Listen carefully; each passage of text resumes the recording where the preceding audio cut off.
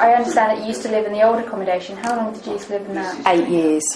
And what's the comparison between the two? There isn't any comparison at all. What was it? Could you describe what the old accommodation was like at all? Tired, very, very tired. There was no gas central heating. We only had electric storage heating or a coal fire. Everything was just worn out, really. And do you think there is a good community vibe? Oh, there is, yeah, there is. And do you think that's been improved at all by the regeneration? I think so. People are taking more pride in the area now. It's brighter, it's cleaner, it just looks nicer. It was just totally amazing, to be honest. I walked around it and thought, oh my God. And do you have any children? 4. And what do they think of Oh, I this love it. new place? Absolutely love it. The boys don't have to share anymore, so there's no more arguing. So yeah, it's great. Well, I was in the army at the time, and my mother lived in a farmhouse, and Dad died, so they had to get out. So we came to Bishop's Green. And how has the area changed since you first moved here? Well, a lot, because first of all, it was just army huts converted into living accommodation, and then they built these houses over there.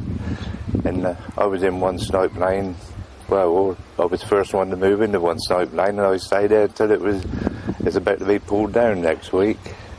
Well, this new house is like a palace compared to them others. They just threw them up in the 50s. And what kind of things do you have in the house which makes it that much better? Well, it's all the electrical points have put there, and the central heating. There's even it's even wired for a stair lift if you need one. I understand that the area was previously an RAF base, and it was built really primarily obviously for the forces, and to last a lifespan of about 15 years, 10 to 15 years. And in fact, I think one of our oldest residents has actually lived here for 52 years. So they've really outlived their time, hence the purpose for the regeneration on the scheme. The accommodation was built of a rather interesting construction, which was similar to almost I wouldn't say paper mache, but it was quite a flimsy build, which is to say ultimately testament that it's lasted so long. And the houses were heated with solid fuel boilers, so in order for people to get their hot water and their heating, it was literally putting coal and logs on the fire. Yeah, I think that there was some reservations. As I say, some people had lived here sort of 52 years, 40 years.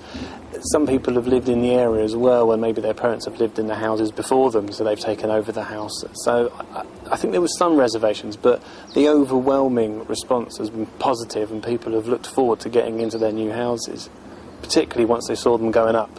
They started to see the finished result.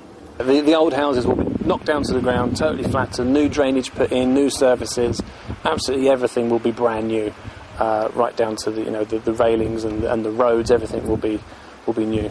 And beyond there will be a section of land that our developer, Hill Partnerships, will be purchasing, and they'll be building some private sale units, so it will give a nice mixed community. It's a total transformation of what was here before, where you had high-density housing, not all of it in good condition, and it was very difficult for people to have a decent quality of life. And the way it's been redeveloped in consultation with the local community means they've got more space, people have got gardens,